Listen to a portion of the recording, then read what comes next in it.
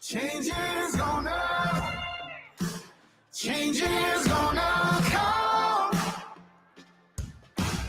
Just keep holding on. Change is gonna come. No, it won't be long now. This is the CCFM Drive with Natasha and Romeo. The Big Positive Guy on CCFM 107.5. The views and opinions expressed in this program are those of the speakers and do not necessarily reflect the views or positions of any entities they represent.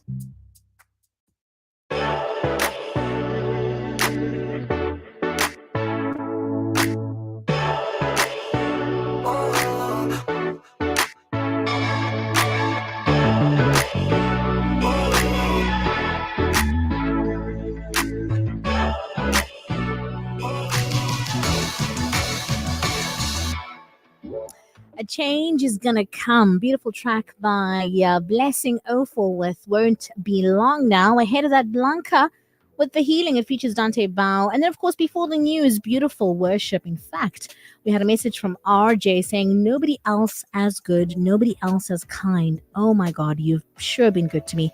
I love this song from Elevation Worship. That, of course, ended off the triple play before the news. It was Elevation Worship with Sure Been Good. Before that, CC Winans with Holy Forever. And then, of course, Tina Zungu started off that worship triple play with Mercy Rewrote My Life. Beautiful music. That's certainly how I want to start my week, setting the tone. 4 Central African Time. If you've just tuned in, warm welcome to the CCFM Drive. This is what we do every weekday. And if you're a super fan of the show, you obviously know that on Mondays, as is the usual, Begeli Bege, we have Andre the Big Positive Guy as well as Tina Be Alive. Our beautiful guests, or should I say regulars? I'm not sure. When do you stop becoming a guest? Food for thought. Good afternoon. Regular guest? Regular guest. Biggly Biggly Wow. Well done.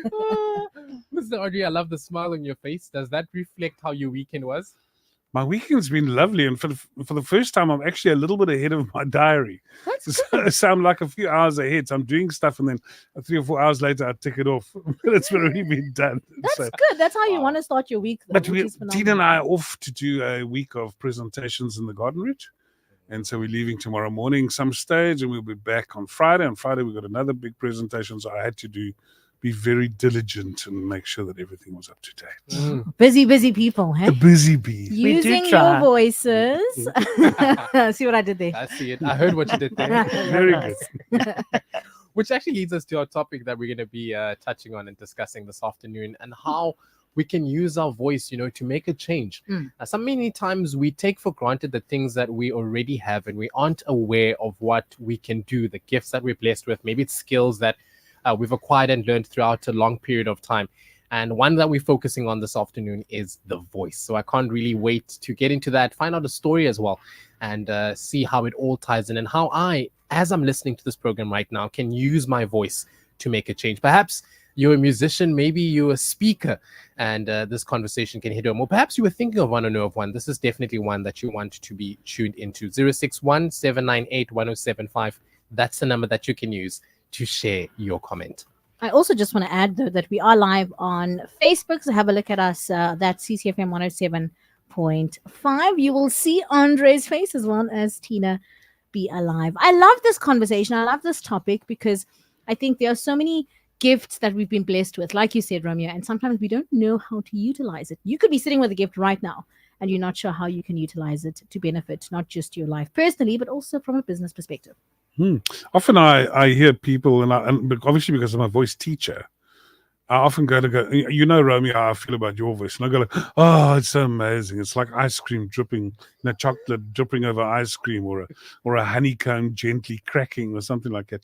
And it's because I think I'm tuned into voices. But I've also become acutely aware, and I've loved that thing that we've spoken about before. The words that you speak become your reality. Words are really important. But does the quality of your voice make a difference? And does that maybe put you into a category? Do people judge you differently? So I thought I'd maybe start off with a story about a school teacher I used to have, a Miss Woods. Names and places have been changed to protect innocent people involved. And she was one of the best English teachers I've ever had. I think developed a love of English in me, which has led to my career. And one of the things that I always found interesting is she was not only a good speaker and a good teacher, but everyone loved her.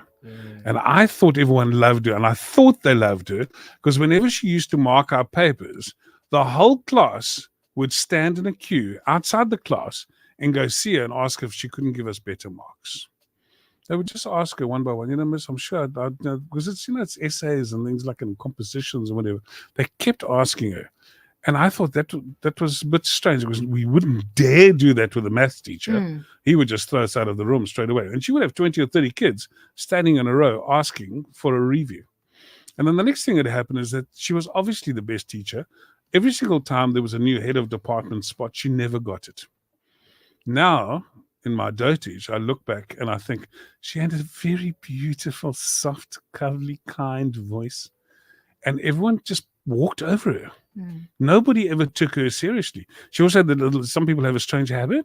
When they get to the end of a sentence, they lift it up like it. And she had this beautiful, soft voice.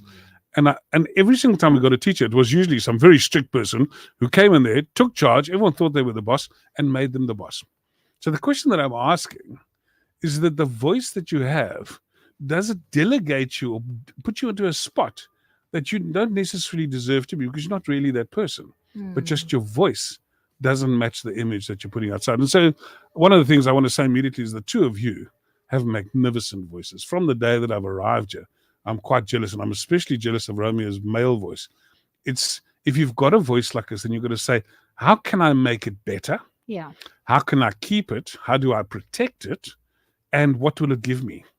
Because I think that's quite clever. So if you've got a voice and you think it's potentially quite good, or it's maybe not that good and you're being stopped, how can you actually change that and make it a little bit better? And that's quite interesting to know that there are ways that you can make it better and that it can benefit you. As always, please join in on the conversation 061 798 1075. Maybe you have been told that you've got the special voice. Maybe there's a way that your articulation does it, and so you don't know how you can utilize this voice. I want to touch on something you said that was quite interesting. Your voice can place you in a category. Let's quickly unpack that. I thought that was quite interesting that sometimes people hear your voice and place you in a category that you don't even think that you belong in, but because of how your voice sounds. If you are going to go into serious business, I'm talking corporate. Yeah. I've often discovered, and the first time I heard it was when I came down to Cape Town, where people would have two voices. And without being derogatory or anything like it, you guys know what I mean, is sometimes people would have a flat language or an accent and another one which came out of their back pocket and they suddenly were terribly English or terribly Afrikaans, and they could speak absolutely fluently in both styles. And that immediately made me go like, well, if you can do both, then maybe you could do more than that. You could do three different voices, you could fit in every single voice. But I must say something is that, and today's topic is really about perception, is that very often if we see you, I perceive something, and it could be the dress, it could be the way that you look, the way that you're acting, but almost always it's your voice. So if you open your mouth and it's cackling and it's telling dirty jokes and stuff like, I'll immediately put you into a category. And it's very hard for you to get out of that category. And so how do we actually make sense? When last did you hear a pastor speaking very, roughly? We don't speak like that if we're serious people. And so one of the things I wanted to say is that I want to give you a couple of tips. I've got a couple of friends who became pastors, and they were the worst singers in the world. In high school, they were like, and they were out of tune and they were awful and stuff, but they sang every single day. They sang at church, they sang at Bible study, they sang whenever they could. And by the time I've met them now in their late 30s and 40s again, they suddenly sing quite well. Wow. And that's an interesting thing, because your voice, unlike many other things, can actually change. Yeah. And so one of the things I want to encourage you is to say, can I physically change my voice? So there's two sides of that. The one is the actual language and diction that you can get taught. That is really, really simple. And Romeo, I've listened to you. I mean, we've been together now almost 6 months. And one of the things that I've realized is that you say one or two words wrong, but other than that, your diction is absolutely perfect. It's absolutely perfect, and that's great. The second thing is, how can I engender better quality into your voice? Well, the first thing is, like any good singer, you've got to do it often. You've got to say, so I do a couple of things. For example, I don't start off in the morning with making loud squeaky noises or shouting or anything like that. I'm very sensitive about my voice. And you see a lot of singers will do that. If you saw Pavarotti, always used to have a scarf, and even in the sunny days, scarf to protect his voice. If I'm starting to get sick, and Tina especially, if she's starting to get a little bit ill, she's immediately the first person to start using sprays and to get the bacteria away from her vocal cords. The second thing to do is record yourself. You guys are going to hate this. Record yourself and then listen back. And see how that goes, because it's not exactly what we're hearing. Yeah. But it's very, very close. I was driving here today and I was saying with Tina, Tina's a bit of a drama queen. She's always very good at expressing herself. But I haven't noticed over the last couple of years how good her voice has become until she speaks on the radio. Because when she just say hello to the people. Hello. You see, it's become a different voice. Right. And there are techniques that people can teach you, and they're not difficult. So one of the things that I often do is that it's usually about breathing. So I said to Tina, I speak very slowly now. And she said, as people get older, your breath becomes less. And so obviously I speak quite slowly. But we never want to speak too fast. If we speak too fast, we start bringing in the ums, so's, and likes, and all those funny little things. The other thing which we also want to do is we want to control the rhythm at which we speak. Speaking is a little bit like music. You know, it has fast sections and slow sections. If you're excited, you can go faster. But when you go faster, your voice goes higher and higher, and you don't want to have that. Ladies, there's one thing that doesn't come across well on microphones and on radios, and that's squeaky voices. And so that's probably the only one that I would say you actually need help with. You need to get rid of that squeak. And one of the things we can do to get rid of the squeak is to help you to breathe. And secondly, just speak a little bit slower. If you can actually do that at home now, if you just speak a little slower, you will find your voice becoming deeper and deeper. And that's a very easy way. The other thing is keep your throat nice and straight. Keep your throat nice and straight. And if you keep your throat nice and straight, air can get in and out. And you can start playing with it. You know, God has given us an amazing gift. Have you ever seen two vocal cords? There are tiny little things. They're not much bigger than grape pips. And they sit on either side of your throat and they vibrate with the air that we bring in or out.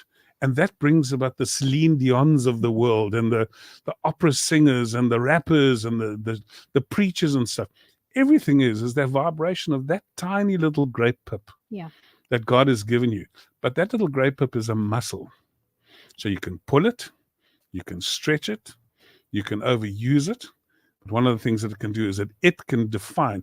Listen, if you saw a guy and I came up to you and I said, hello, Jerry, hoe gaan het met jou? And said, Les, you know, what would you, that voice, that's what I mean about perception. You immediately put me in a category. And it might not be good for Tasha Kamalu.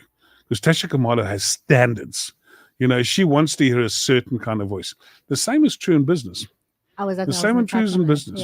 And so very often you're going to do an interview and stuff, and the quality of your voice might define whether you get the interview. There's small things that really, really make a difference. But for somebody like myself and Tina that spend our entire lives, and you guys as well, you spend your entire life just around your voice, is we have to practice it, and we've got to become better and better at it. That talk that you did for me, Romeo, where you turn around and stuff like it, and there was a sentence you said after the auction, and you just said that sentence, and your voice literally bubbles up like a volcano from your chest, and it's absolutely beautiful to listen to. And it's almost like music. So for all of you guys who are out there and want to say, I'd like a better voice, or you want your children to have better voices, don't discard them. One of the things that I found, I went to a big fancy school, and every single kid went to elocution lessons. We all went to elocution lessons because we all knew that the ability to speak well would determine where we would end up in life. And so have a look and see if that's not something that can help you. Tash, let's hear that beautiful voice of yours again. Before I hand over to Romeo, I want to touch on something. You spoke about perception, right? Now, so often we get into the corporate space, and this is something I had to learn getting into. I mean, fortunately, my voice could work for me, but you find that you're in this big corporate space, and again, your voice can determine how those that work with you, or even those in management, treat you, because there's a certain level of assertiveness that you need to have Mm. in your voice. So for someone there that's listening right now going, I want to, how do I put this? I want to be seen, using my voice. What would you say to that person, especially within the working environment? That's a very interesting thing. And as you both know better than I do, is that leaders are often the ones who don't speak too often. I had a manager, and he taught me so much. He was a nice, good-looking, very intelligent guy. And I used to go to, and he was on the boards, and he invited me to sit on a couple of boards. And I was always jabbering away as I do, the big positive guy. I had all the answers, and I was giving all the answers. He never spoke. Because sometimes the ones that don't speak are the ones that are actually listening. When one of the things, and I realized, and I don't know how I didn't miss this, but for about 6 months, I went to all these board meetings, but what he always did is he summed up. What he did is he used to listen. He used to hear your opinion, my opinion, Romeo's opinion, Tina's opinion. He used to listen, and then he used to make a judgment call because he was the boss, and he would say, considering what Romeo said and what Andre said and what Tina said, I think this is the best course of action. We all would go, wow, that's amazing. He's right. And he would be soft and he'd be gentle. He wasn't bragging or trying to be the boss. Sometimes the people that shout the loudest, what's that thing about empty barrels or something, or Make empty, the most noise. make the most noise. Being a leader doesn't mean that you're overwhelming people with your presentations. It means that when you speak, it really does matter. And that also means things like kindness and generosity and praise and encouragement. But all it those things also- come in. Sorry, it also means that when you do speak, you speak clearly. Yes. You know what you want to say. You're not mumbling and you're not trying to find your words. You know what you want to say before you say it. So think before you speak instead of being one of those empty barrels that makes a lot of noise and just is full of hot air. So for a lot of the listeners, I wonder if you think we are just arrive here and just waffle. But the reality is what happens beforehand is we actually put this stuff in writing. We share it amongst each other and we have a look and we sort of decide what are the questions we want to ask. And we start, and Tash loves to redefine my topics a lot and rechange them and make them a little bit more suitable for the air. But that is exactly what happens. We don't speak casually. Nobody speaks casually. And we're not talking about friends now. I'm talking about when you're talking about work or job or interviews and those kind of things. We need to make sure that the words that we say they actually make a difference. And it's intentional. We've got a voice note, but I'm going to give it to you, Rooms. Yep, got a voice note coming through. I think this one's from Whitney. Whitney, if it's you and if it's related to the topic, just give us a thumbs up so we know that it's the correct voice note to play. Tina, be alive. I'd love to rope you in on this next question and ask you in terms of, let's say I am listening right now and I believe I've got a voice. Okay. How important is it for me to connect with a speaking coach or a speaking expert in order to help me develop my voice and take it to the next level and see how I can even monetize it and make it a career? Can I tell a story? So I did drama in school. I always thought I was a bit of a drama queen. I always thought I was sort of born for the stage, and I got the lead in the school play, and I thought I was somebody special, rah, rah, rah. And in drama class, I learnt the art of breathing and projecting your voice and things like that. I always had sort of a very natural ability to just talk and wing it. I was the queen at winging it. And then I was making money from speaking and speaking to crowds of 1,500 people at a time. But I decided that I could be better if I had a coach to help me. And so I prayed about it and I began the search in earnest. And all of a sudden, God plonked Andre in my lap. And I cannot believe how much the way I speak now has evolved, improved, and changed just in the 3 years that I've known him. So I can only tell you from my experience, it has been amazing what being with Andre and coached by Andre and mentored by Andre has done for just me personally, but also for my voice and the way that I speak and the way I carry myself and how I use my voice now. So if you have a voice that you want to use, definitely get hold of somebody that's professional that can help you and guide you and help you to grow. Think about it like music. I mean, I think I'm not talking about somebody who just sings along with a guitar. I'm talking about professional musicians, people that are opera singers and people that are really good. They will have and they'll often say, thank you very much to Romeo, who trained me for the first 3 years of my life, and then I went to Natasha Kamali, and she trained me. They will go to multiple teachers, each one teaching them a different technique.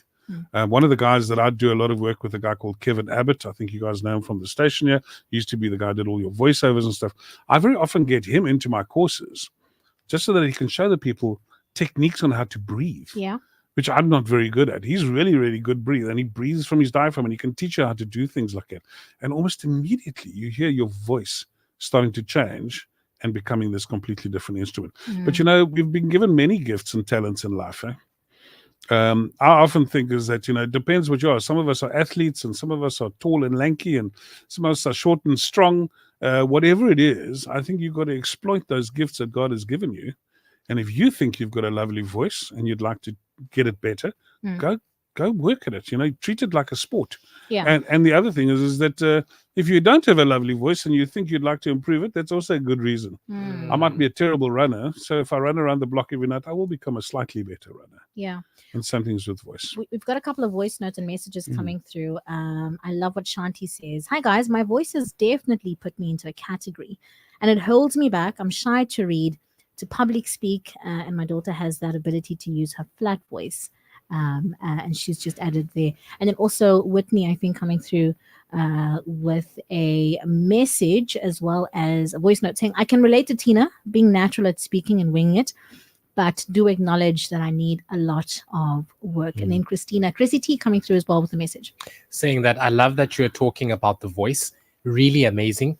I used to hate my voice, but now I know that my voice can be effective, not just when I sing, but when I share, and especially encouraging others as well. Also saying, love everyone in studio. That's what I love that. That's amazing. One more voice note, rather a voice note from Whitney that we can play. Okay. Hi, Romeo and Natasha. Oh my goodness, just the opening lines of the show or the session with the big positive guy. I just had a God moment because I just had a conversation with my husband last night about gifts and assignments and, just grappling with God, what it is that He wants me to do, or what am I assigned to do, and just the opening about having or using your voice as a gift, or you've been gifted with a voice to do something about it. Oh my word. And I don't think there's any mistake that she's actually been given a name like Whitney. No pressure. No pressure, Whitney. Whitney, do something about it. Don't just sit there and hold on to it. Yeah. It's a gift. And where does it take you? I don't know. Maybe it gets you a better job. Maybe people just treat you differently. But on the other hand, you might actually be able to bless people or do something completely amazing with your life. And a lot of you know, I'm a mathematician. I studied for 7 years and worked for 25 years in a career that I wasn't in love with. And then I discovered that I wanted to speak. And when I learned how to speak, my voice became everything. And now all of a sudden I love speaking. I marry people. I do auctions. I do anything to do with my voice because it is my voice. And that's my passion. That's the gift that I think I was always meant to use. And I think in another life, I probably would have been in the ministry. Wow. In another life. Sure. That's beautiful, right? There's no limits to using your voice. No. And if you look after it, and if you, as you said, exploit it in a good sense, then it can take you places. Just before we wrap up, I think maybe just closing statements. Again, for someone sitting at home going, I really just need some practical tips on how to firstly project my voice in a way that I sound confident. What would you say to them? The best technique, and I think this is like a gold mine, and especially if you've got children, this is wonderful. I want you to start reading out loud. One of the problems that we've done, firstly, we don't read. So that would be a great start. Even if you just read a page. And what I often do is that I say to the people, remember punctuation, little commas and full stops? We seem to have forgotten about those. If you can start reading and use them and say, in the beginning, comma, there was the word, comma. And you can start using those things. Firstly, you start speaking a lot slower. Go look at YouTube and go look at a guy called David Suchet, Sushet, Sachet, and he reads the Bible, and he reads it like he was Moses. and you just sit there and you go, oh my word, I can't believe this. I want you to read to yourself. I want you to read to your children. Two things happen. Number one is we use our voices for the very first time. We start using rhythm. And the second thing is a voice is a storyteller. So don't just read it to me in the same tone and exactly the same thing. That will revolutionize your life. 1 page a night for 30 days. Phone me again in 30 days and tell me what it's done. I can attest to that. I mean, that's something that, and bless my mother's beautiful soul, that's something that she instilled in me when I must have been about 6 or 5. We used to read every night and reading aloud. So yes, that is very true. We're going to wrap up. Yep, I had a couple of messages as well, asking to reach out to Andre. You know, I think they want to take it to the next level in terms of, you know, making and developing their voice. Andre, as well as Tina Be Alive, how can we get a hold of you? What's the best platform and best way to do that? Well, if they want to do something with their voice, why don't I ask them to get a hold of you, Romeo?